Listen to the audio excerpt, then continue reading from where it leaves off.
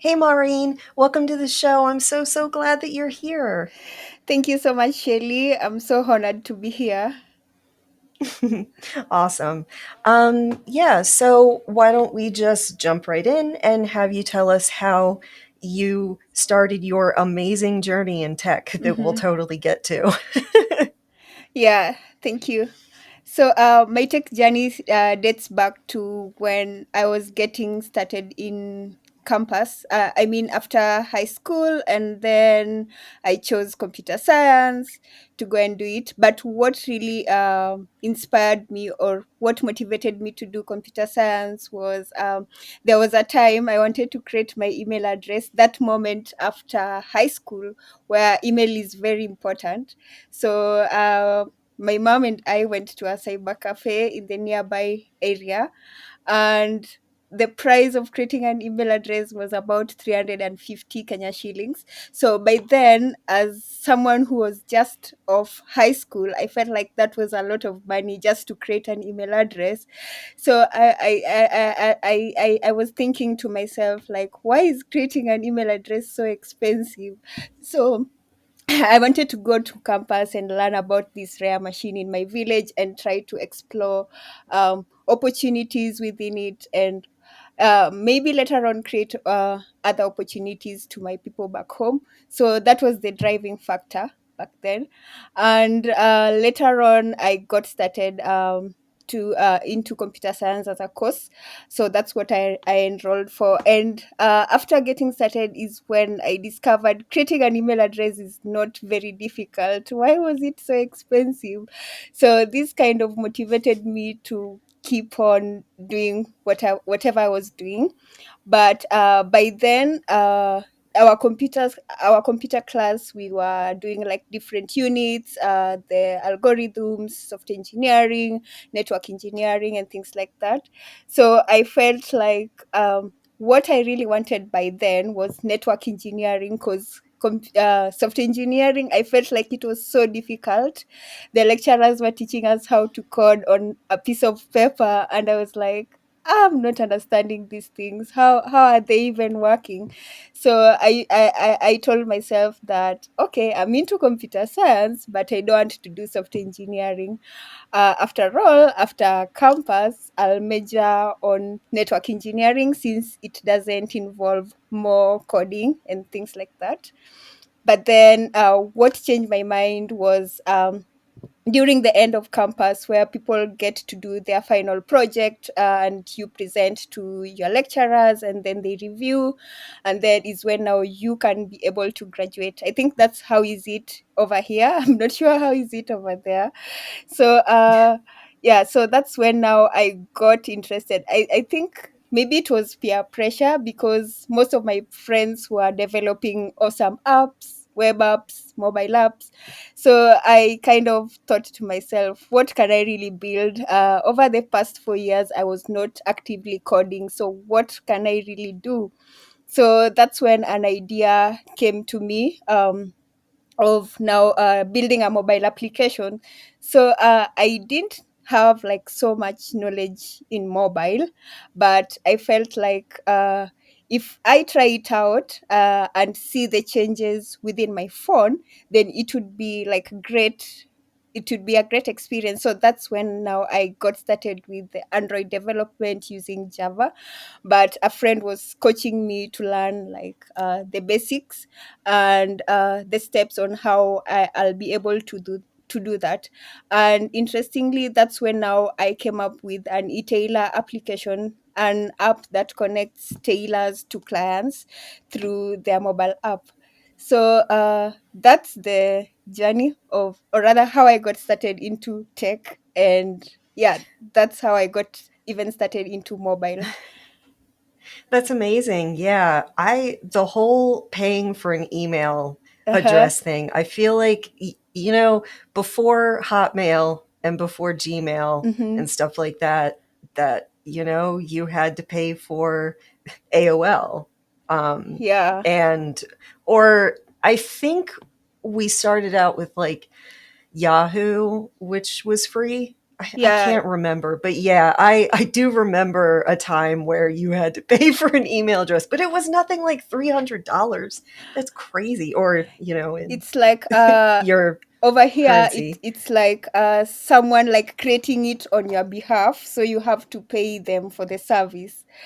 Yeah, so that's what it's Pay kind to of a create an service. email address. Yeah. Wow. Oh my gosh. That is so funny. And the other thing that you said was writing code on a piece of paper. Uh-huh. You know, I was just watching a show and there were these men in an office Hmm. writing on a paper, and someone later mentioned that he was a programmer, and it dawned on me that this was how programming used to be done, like on a Yeah. paper, and then they would type it into the computer because not everybody had a workstation. Yeah, Oh my very true. god. Like where we've come from is amazing. Yeah. Yeah, I agree. And then with this side of the world where very few people have computers actually, even in campus. So you find that in Really? yeah, true. So you find that in a classroom, in a computer science class, you'll find like 10 people have computers, and the rest can only use computers when they go to computer lab, since most people can't Wow. afford to buy them. Yeah. They are expensive. And God, especially now with like, chip shortages Mm-hmm. all over the world, and it's the price of all technology has, Yeah. inflated Yeah. a little bit. So, tell us about Kenya and how you are the first uh sorry, my stutter is going to come out. No Female, worries. there, I did it. GDE. What does that stand for again? Yeah, so the GDE It's the stands for Yeah, go ahead. Google Developer Expert. So it's a program by Right. Google that recognizes experts in various technologies that they have. So I'm recognized as a Google Developer Expert in Flutter, because Flutter is a product of Google, and they use Flutter to develop cross-platform applications, whereby you write one code and deploy it in various environments like Android, iOS, and nowadays web and desktop. So I became the first female Flutter GDE last year, so which was a great honor, since I was the first female Flutter GDE in Sub-Saharan Africa and the first Flutter GDE in Kenya, meaning there is no other. But I find it like as a great pleasure, because my community around me, people are really trying to get there, because Flutter was relatively new when I got started in it. And nowadays, people are trying to adopt using Flutter. Companies are trying to use Flutter in their mobile apps. And so we are getting more people into coding with Flutter. So this was a recognition. It's usually based on your contribution to the community. So first is there are articles I was writing when I was getting started with Flutter, because it was around 2019, 2018, late 2018, early 2019 when I was getting started with Flutter. And by then, there were very few people who were doing Flutter. And what the support I got was from the online community, because most people in Kenya were not doing Flutter by then. So I found it useful, like documenting and writing articles about Flutter. And whenever somebody around me asked me anything about Flutter, I would refer them to my article. So that's how I think I got the motivation to even write more about Flutter.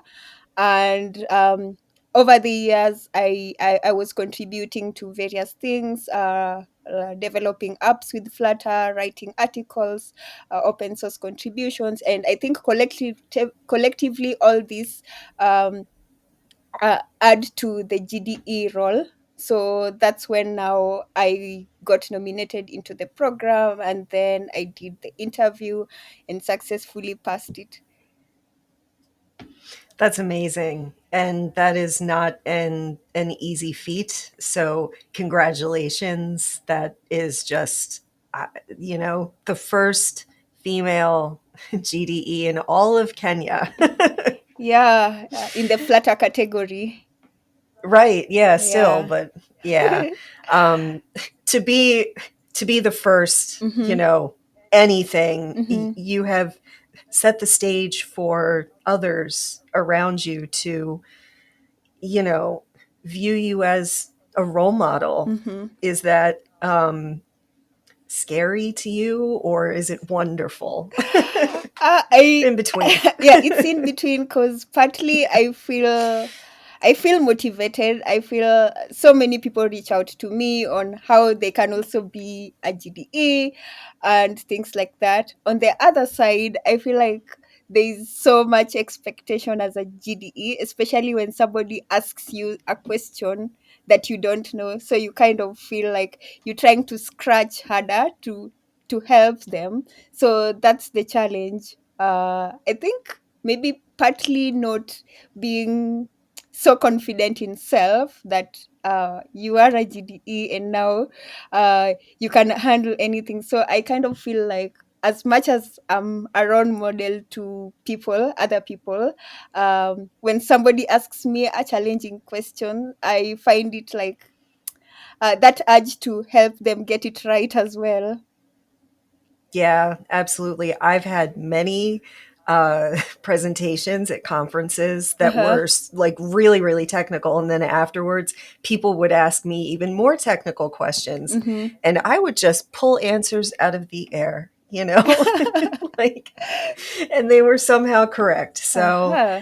but I think even with awards and stuff like that, we still have this imposter syndrome Yeah, true. because, like you said, we have this, like, we're role models now. Mm-hmm. And if we're ever wrong about something, I think as women, Mm-hmm. we like internalize it more. Mm-hmm. And then people can potentially, judge us and say, see, I told you she didn't deserve that Yeah, award true. or whatever.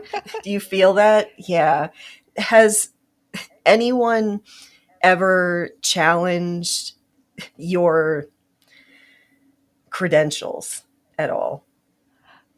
So far, I think so far, no, because Good. I kind of feel like I have a strong support system behind me, or rather, my friends are the ones that will tell you, you can do this, you can do this. But I've never faced someone challenge me that, no, you can't do this. I've always had like a great support system, like all through, which I highly appreciate. Absolutely. It is very, very important to have a support system Mm-hmm. around you at all times because things get tough, and so you have to have people to talk to, I think. Yeah, true. Yeah, yeah, that helps. Did I ask you, how did you um, start in Flutter?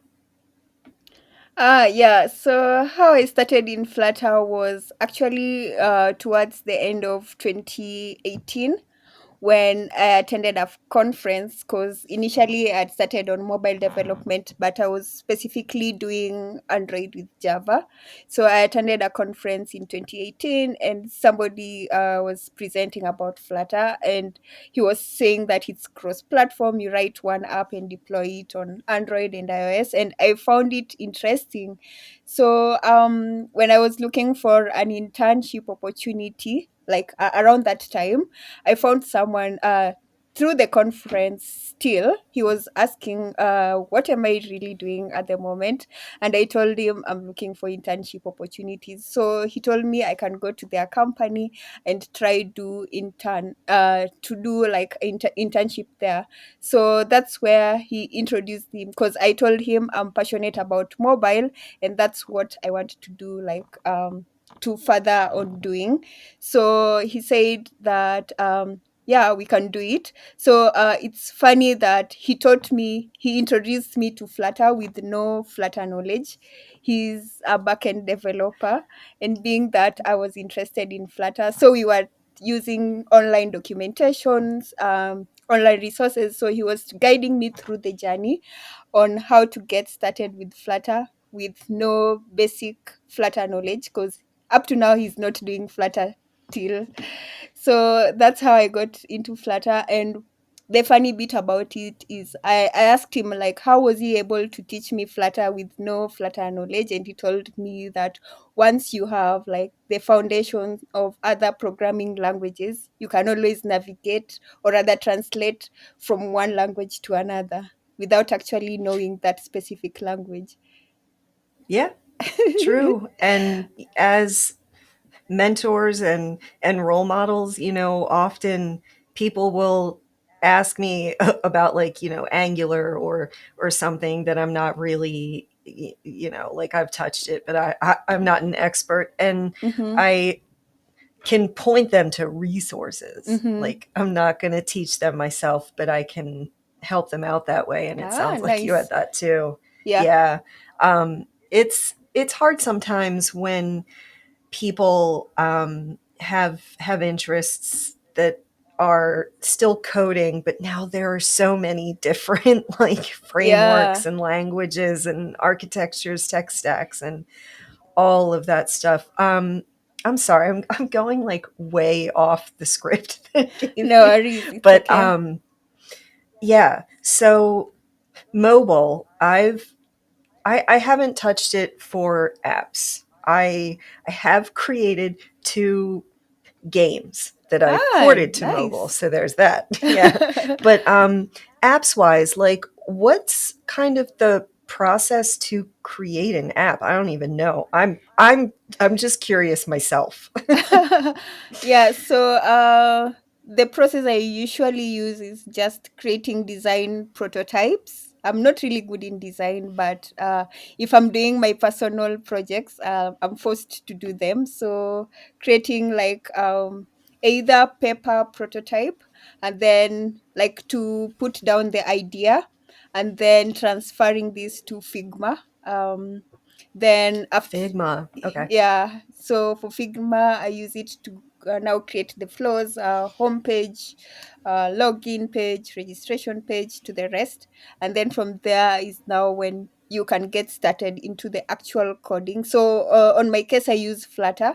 So for Flutter you just have to download the Flutter SDK, and then from there you build on top of the pre-generated app, which is interesting because using an emulator or a simulator, you can always I see was your just gonna changes. ask. Yeah, you can Yeah, always see your because changes. like, Mm-hmm.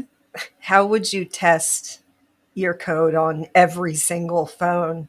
Um, every like they're they're all so different. Yeah, I've true. tested, I've like exported the app onto my phone and tested that way, and whoa, man, I Uh-huh. could tell you, Samsung phones, they are secure. Like, the things that I had to do to be able to do To that, I enable. actually, yeah, there are so many steps. I actually have my most popular TikTok is just going through what you have to do in order to run an app on your Ah. Samsung phone.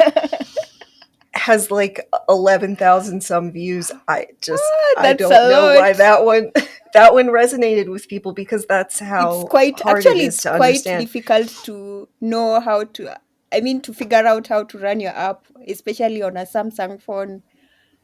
Yeah. And then, I mean, how, how would you, you can't own all those physical phones. They would be, ridiculously expensive, especially the iPhone. Yeah. I'm I'm not an iPhone person, but yeah. So there are tools to like emulate all of that, Mm-hmm. right? Yeah. Yeah. That's awesome. Cause yeah, like I said, testing on separate Yeah. phones wouldn't really be. And then it isn't just the phones. It's the model, and then it's also the operating system that's installed on the Yeah, phone. true. That's apps are Yeah. apps are hard. You can tell that, you know, um, as a web person, like I Mm-hmm. don't have to worry about any like Any model. systems. Uh-huh. Yeah. I I only have to worry about browsers. And now I Ah. don't have to worry about Internet Explorer anymore because that Yeah. died last week. Yeah, I saw it. Yeah. Did you see that someone in Korea made like a headstone and put Yeah, flowers? yeah, You I know, saw it it. was nice. It was very nice of them. All right, so we're coming to a new segment that I have called Precious Gems. Mm-hmm. This is where I feature comments from listeners on Twitter and Instagram, YouTube, and TikTok, Mm-hmm. and probably also LinkedIn. So let me share my screen and show today's. So let me screen share this week's Precious Gem. Mm-hmm. Comes from Christine H., who is a friend of the show. Mm-hmm. And this was in response to an episode about mentorship. And she says, I didn't understand what mentorship in tech means and if I need a mentor at this moment of my coding journey until I listen to this wonderful podcast. Thank Mm-hmm. you, Christine. Great resource for anyone who is wondering about getting a mentor. Yeah. And we were just talking about, you know, how we're role models, and I think that that just naturally translates into providing advice to people, which is being Yeah. a mentor. Yeah. Absolutely. All right. Thank you, Christine, for your comment. If you want to be featured as a precious gem, send us your comments at Tiaras and Tech on Twitter, Instagram, TikTok, I'm YouTube, sorry, and use the hashtag make yourself shine. All right, back Awesome. to Maureen. Yeah. Mm-hmm. Um, so in Kenya, Mm-hmm. what are tech jobs like overall? Ah, interesting. So currently, I think there's a great improvement, especially in the tech scene, because most people are getting. I think people who are ahead of us like tried to do like a good how do we call it like evangelism of the tech. So many people like of my age are trying to take up tech courses and tech careers, which is great because I think right now many people are becoming software engineers or just within the tech field, which I find it great. And also the tech startups, many tech startups are coming up, and by these means employment. So many people are also taking up these employment roles, and the only challenge I feel is that so many people are at the entry level where or rather so many people that I know are at their entry level, and there's I feel like there's a need to mentor them because as I listened to your podcast, there's a need to hire junior developers because they are Yeah. the ones who will take up the senior roles. So as much as people are taking up the tech career path, I feel like there's need for mentorship. And I think other companies, organizations like the Microsoft Student Learner Program. So these organizations are trying to help people give them support in their tech journeys. Many companies like Google, the Google developer groups, the Moringa, which specifically teaches people how to code. So I feel like as much as people are taking up these tech roles, tech opportunities, there's a need for mentorship. There's a need for support, and I think also compensation should be.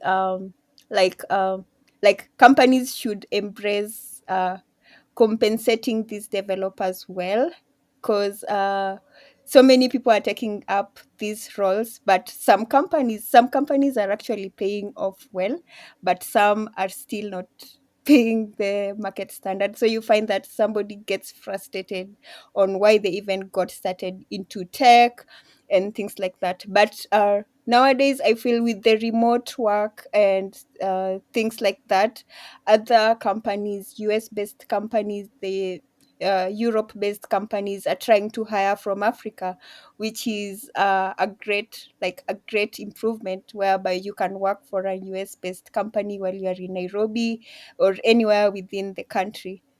But the only thing that I feel we could improve on is the mentorship bit and the support. Because I feel like some people always try to, you see, when somebody's up there and living a good life, trying to meet their dreams. But when a beginner gets into tech, they don't know what it took that person to get there. So they're trying to imitate whatever they are doing without like trying to understand, or rather just choosing a path, let's say the backend development or maybe the mobile or blockchain and things like that. Someone chooses a path without trying to understand if they are really passionate about it, or just copying somebody because he was successful after doing it. So that mentorship, if it is improved, then I think people will be sure of whatever they are doing, and it will be great as well. Absolutely. Yeah. Yeah, you made such a good point. I have multiple friends whose uh, kids, just like latched on to me. She works in tech. That's so cool. I want to do that too. Mm-hmm. And they started in it and realized that it's hard. Yeah. Like I make it look easy because I have been doing this for 22 years. Yeah. Like The it experience. it won't happen overnight, but like the first programming concepts Mm-hmm. that you learn are the key. And like we talked about earlier, you can learn pretty much any language if you Mm-hmm. just know the core concepts. So Absolutely. yeah, absolutely. Yeah, it is hard though. You do have to practice and you have to, do tutorials and watch videos or take online courses or whatever. Yeah, it takes a lot of effort and work. Yeah, absolutely. I also wanted to say that actually Pluralsight has a group in Mm-hmm. Africa who teaches, children, I think, and Mm-hmm. it's called Pluralsight One. So I Ah, just nice. I'll check wanted it to out. give a shout out to them. Yeah, Ah, absolutely. They are awesome. awesome. Um, let's talk about fashion. You're interested in fashion. I've known many females in tech who have a passion for fashion. I have to tell you, my first Ah, username uh-huh. On Mm-hmm. AOL Mm-hmm. was fashionista 007 because I also used to like Bond movies and stuff like that. Ah, interesting. So, Uh-huh. yeah, tell us about your passion for fashion. Sorry, I shouldn't have put it that way. It just came out. And the African culture Uh-huh. and the, amazing fashion incorporations and Ah, yeah. stuff like that. Yeah, interesting. So, I think from way back, I was passionate about fashion and design. So, in my campus years, I was like, I really wanted to do fashion. So I used to tell myself that I will do it like as a short course. a fashion designer short course after completing campus. So one day I went to visit my cousin. She's a fashion designer. So I told her my plans, and she was like, "You don't have to wait to finish school to get into fashion. I can teach you how to do it." So she taught me how to draw the designs, cut the clothes, take the measurements, and things like that. So when I did like my first dress that I made, it really looked good, and the fact that I made it for myself motivated me to even do it more. So after that is when now I took it seriously, and in my third year of campus, I mean the fourth year of campus, I participated in Kenya Fashion Awards. So they had these segment where they allow students designers to showcase their designs. So I took that opportunity to come up with some few designs, and then during the fashion gala, I went to showcase them, and it was really exciting because I was featured among the first 10 student designers, which was really amazing. I love that. Yeah, it's so important to present y- yourself, and the way that I do that is fashion, The like so I tiara. wear my tiara and all of that. Yeah, it just represents who I am, I'm a Yeah, queen. true. No, I'm kidding. But yeah, it's powerful to Mm-hmm. wear something that represents you exactly, and then you look awesome in. Yeah, and becomes your identity. Your identity, exactly. Like fashion speaks to you directly, like that's what people see, and yeah, it's important to me too.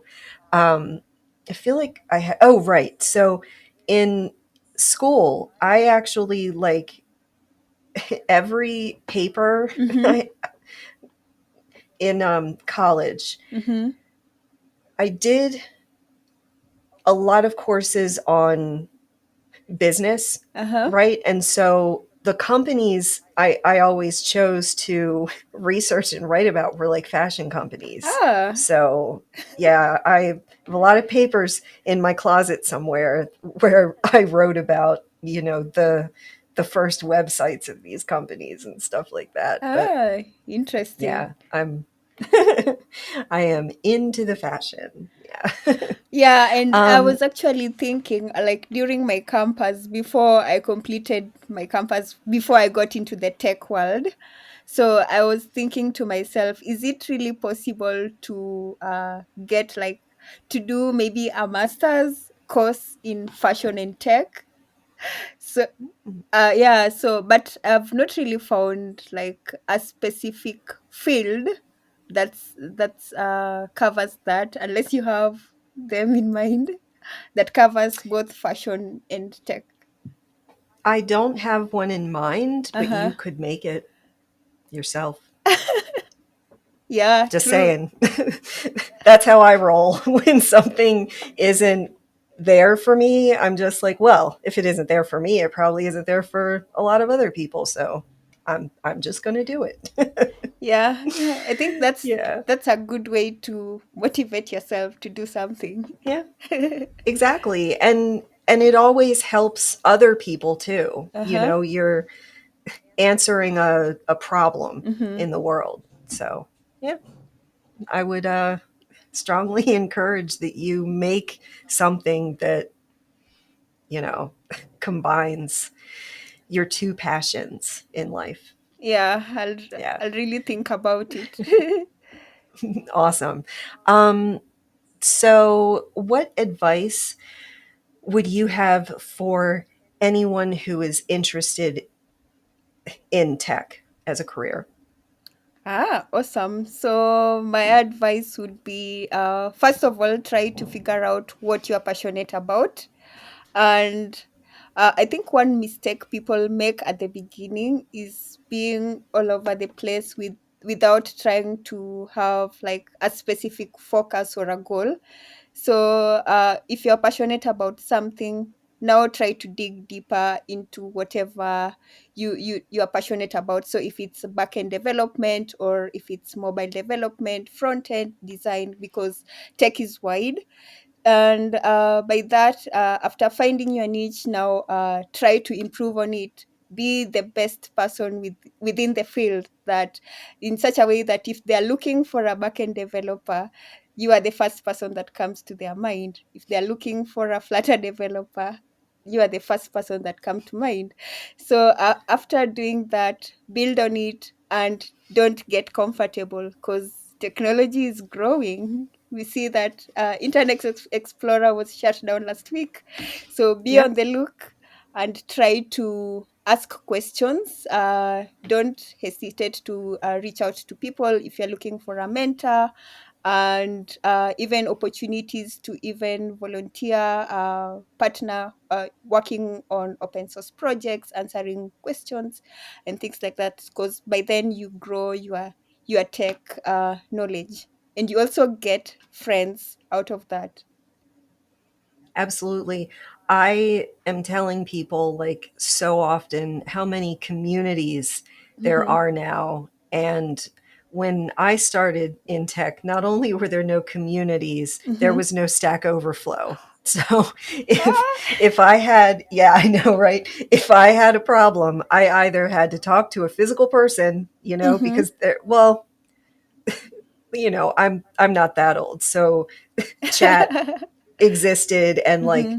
forums and stuff, but yeah, like I would have to get my book, my textbook, and Uh-huh. look through it and try to figure out Ah. from there. Yeah. But Wow. now Uh-huh. we have all these communities, and there are, people on TikTok and Twitch now. Like I just started streaming on there. There are plenty of people who are learning how to code and like sharing all the stuff that they're doing on Mm-hmm. Twitch. It's Ah, amazing. awesome. I highly recommend it. Yeah, there's Mm-hmm. and then actual tech companies have like Slack channels or Discord where you can talk to experienced professionals in that, Mm-hmm.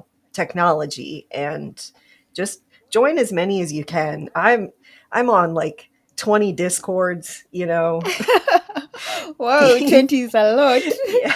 Well, I mean, I'm not active. I like lurk in most of them, but Uh-huh. yeah, I am active in a couple of them though. So Ah, awesome. I spend a lot of time talking to people on the internet every day. Which is really great. Yeah. Speaking of that, Mm-hmm. another thing I didn't have on my list was how we met. you know, your